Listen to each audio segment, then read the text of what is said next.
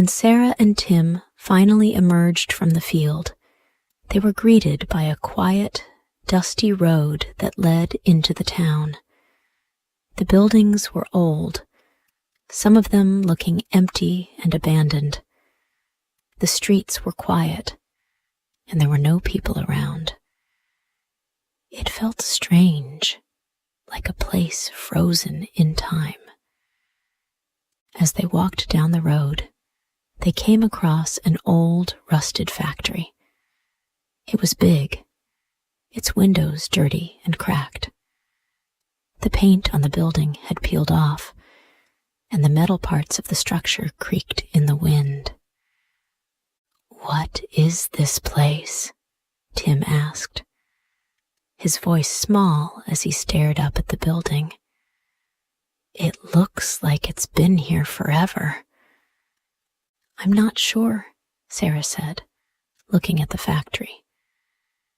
It didn't look like a place where anyone lived or worked anymore. But it was big, and maybe it held some answers. Just then, a man appeared from behind the factory. He was tall and weathered, his face lined with age. He looked at Sara and Tim for a moment, his eyes hard to read. After a few seconds, he stepped aside and waved his hand toward the factory. "Follow me. It's not far from here," the man said gruffly. Sara wasn't sure about following him. The factory seemed like a strange place, and she didn't know who this man was. But they were tired, hungry, and had nowhere else to go. They needed help, and this might be their only chance. "Okay," Sara said, holding Tim's hand tightly. "We'll follow you. But please, we just want to get to the town." The man nodded and led them past the factory. It was even more run down up close, the buildings crumbling and old. The sound of creaking metal echoed through the empty spaces, and Sara couldn't help but feel a little uneasy. "Why is this place so quiet?" Tim asked, his eyes wide. "It's so big, but it looks empty." The man gave a small, grim smile. "A long time ago, this factory was full of people working, but now it's just an empty shell. The work here ended a long time ago." Sara and Tim walked past the factory, feeling the weight of the old building behind them. They didn't talk much as they followed the man, each of them lost in their thoughts. The road ahead was still long, and they didn't know what would come next. After a while, the man turned and pointed ahead. "The town is just up ahead. Keep going straight, and you'll find the marketplace." Sara's heart lifted at the news. They were so close now. "Thank you," she said, grateful. "We'll be careful." The man didn't say much more. He just nodded and disappeared behind the factory, leaving Sara and Tim to continue on their way. As they entered the town, the first thing they noticed was how busy it was. People were everywhere, walking quickly, talking to each other, and selling things at the market. The smell of cooked food filled the air, making Sara's stomach growl with hunger. There were carts full of fruit, vegetables, and bread, and the sound of merchants shouting their prices echoed down the streets. Despite all the noise, Sara felt small and out of place. She looked around, unsure of where to begin. They needed food, but there were so many people, and they didn't know who would be willing to help them. "I don't know where to start," Sara said softly to Tim. "We need food, but everyone seems so busy." Tim tugged on her sleeve. "I'm hungry, Sara," he said, his eyes wide with worry. "Do you think we'll find something to eat?" Sara nodded, trying to keep her voice steady. "We'll find something, Tim. Let's just ask people. Someone will help us." They walked toward a fruit stall where an old woman was selling apples and pears. Sara took a deep breath and approached her. "Excuse me," she said politely. "We're looking for food. Can you help us? We don't have much money." The woman looked at Sara for a moment, but shook her head. "Sorry, dear. I don't have anything for free. Maybe try asking someone else." Sara felt a little discouraged, but didn't give up. She kept walking through the market, asking different people, but no one seemed willing to help. Some of them ignored her, while others said they couldn't give anything away. Tim, his voice small, said, "Don't worry, Sara.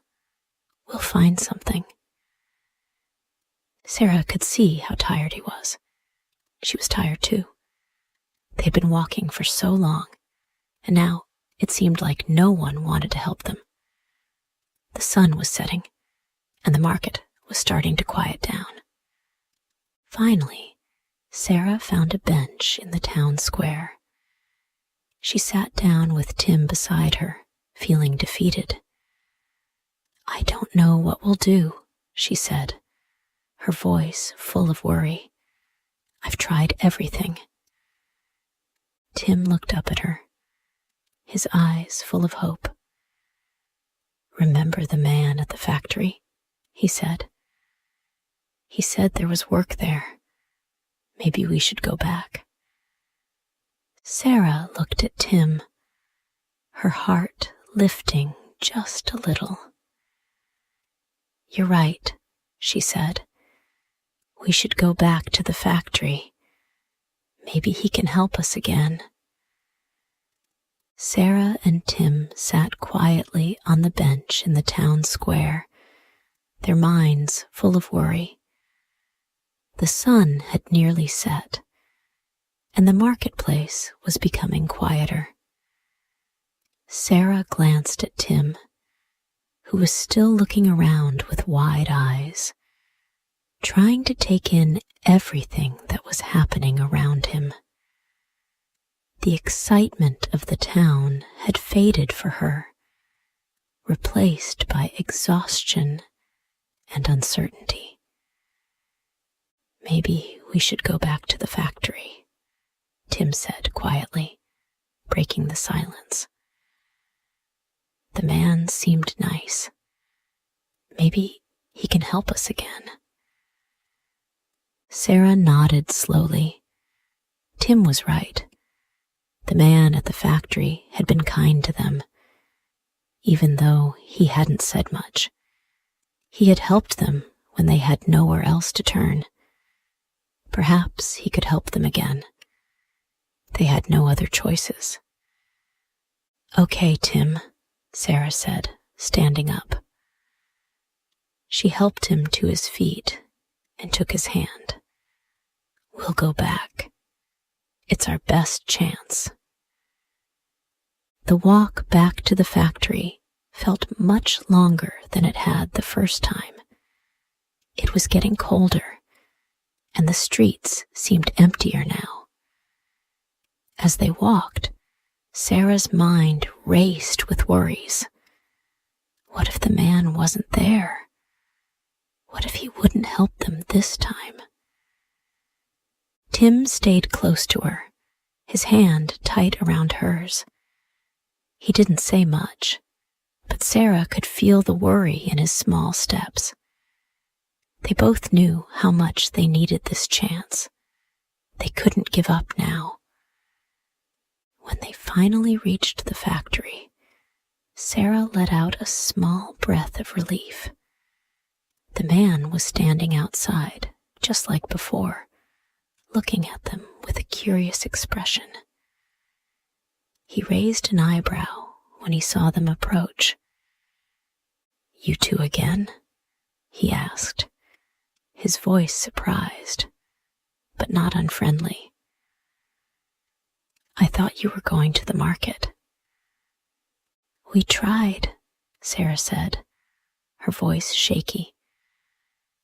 She didn't want to admit how difficult things had been, but she had to. "But we didn't find anyone who could help us. We're really hungry, and we don't have much money left." The man looked at them for a moment, his expression unreadable. Sarah held her breath, waiting for his answer. Finally, he nodded. "All right," he said gruffly. "I can give you some work. It's not much, but it'll be enough to get some food." Sarah's heart lifted. This was exactly what they needed. They didn't have to go back to the market and beg.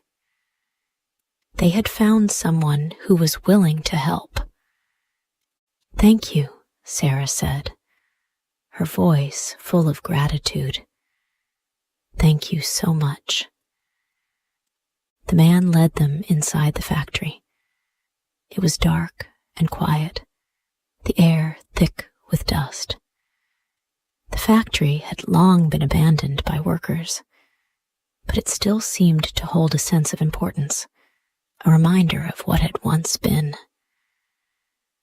There were piles of boxes and old tools scattered around, but it wasn't much. The man pointed to a pile of dust and debris. "Start by cleaning up," he said. "Move these boxes and sweep the floor. I'll give you something to eat when you're done." Sarah nodded, grateful that the man was offering them a chance. "We'll do our best," she said, looking at Tim. "Come on, Tim. Let's get to work." Sarah and Tim worked hard for the next few days. Every morning, they woke up early and started sweeping and moving boxes, cleaning the factory one small step at a time. It wasn't easy work, and their bodies were sore from the physical labor. But they kept going because they knew that each day brought them closer to getting the help they needed. The man was kind to them. He would give them a little food at the end of each day, just enough to keep them going. It wasn't much, but it was more than they had had in a long time. By the end of the week, Sarah and Tim had managed to save enough money to buy a bus ticket back home. They were tired, but their hearts were lighter than when they first arrived in the town. They had worked hard, and now they had a chance to go home. On the day they left, Sarah said goodbye to the man. "Thank you for everything," she said, her voice full of gratitude. We couldn't have done it without you. The man nodded, his face softening for a moment. Just be careful, he said. The road back home is just as hard as the one you came on. Sara and Tim boarded the bus with their small bags in hand. The ride home felt much shorter than their journey to the town. As they sat together by the window, Sara looked out at the fields and villages passing by. The sun was setting again, casting a golden glow across the land. For the first time in a long time, she felt hopeful. When the bus finally reached their village, Sara and Tim stepped off, their hearts racing with excitement. They had made it. They were home. Their father was waiting for them at the gate. When he saw them, his face lit up, and he ran toward them with open arms. Sara, Tim, he shouted, his voice full of joy. You're back. I've missed you both so much. Tim ran straight into his father's arms, laughing. We're home, Papa, he cried. We made it. Sara smiled, her heart overflowing with happiness. We did it, Papa, she said softly. We found work. We bought food. Their father hugged them both tightly, his face filled with relief and pride. I'm so proud of you both, he whispered. You've been so brave. The days after their return felt like a fresh start. Sara's mother, who had been so ill, was slowly recovering. The doctor had given her medicine, and with the food and care they had brought back, she started to get better. Sara and Tim had learned so much from their journey. They had learned that no matter how hard things got, they could always find a way to keep going. They had learned that being brave didn't mean never feeling scared. It meant facing their fears and continuing forward anyway. One evening, as the family sat around the dinner table together, Sara looked at Tim and smiled. We did it, Tim, she said. We made it through because we never gave up. Tim grinned back at her. We're a team, Sara. We'll always be a team. Their father and mother smiled at them, proud of how strong and brave they had become. You've both taught me so much, their father said, wiping a tear from his eye. And as the family sat together, feeling safe and loved, they knew that no matter what challenges came their way in the future, they would always face them together as a family. The end.